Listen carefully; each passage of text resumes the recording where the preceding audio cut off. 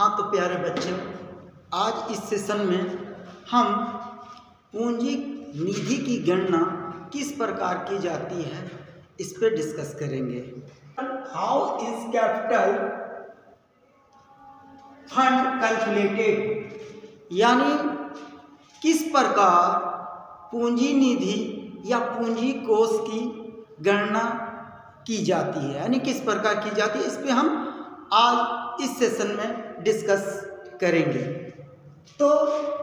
Answer है कि capital fund is the total accumulated amount,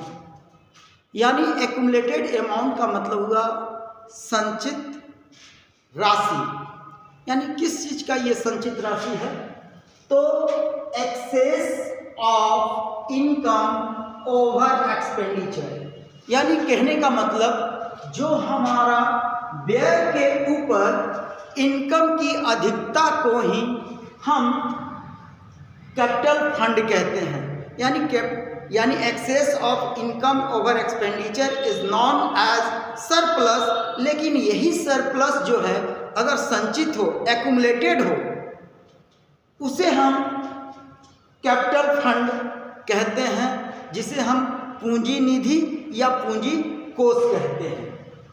अगर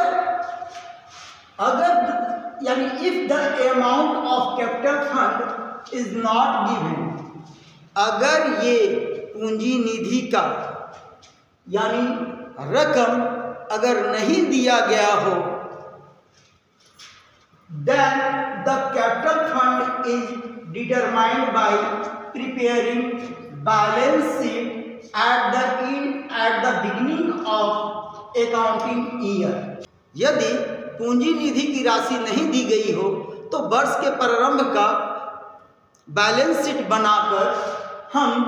निकालते हैं। यानी if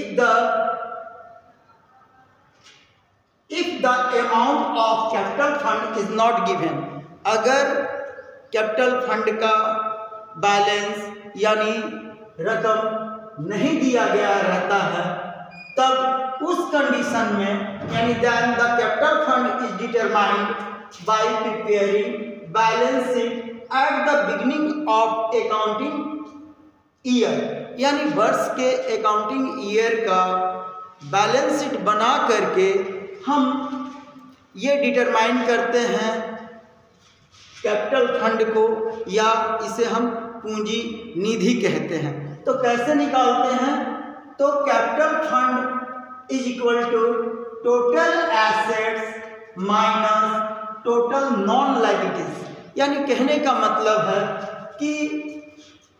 जो टोटल बिजनेस का एसेट साइड होगा उससे हम माइनस करते हैं जितने भी नॉन लायबिलिटीज हों। जिस लायबिलिटीज को ज्ञात हो उस ज्ञात लायबिलिटीज को यानी दायित्व को हम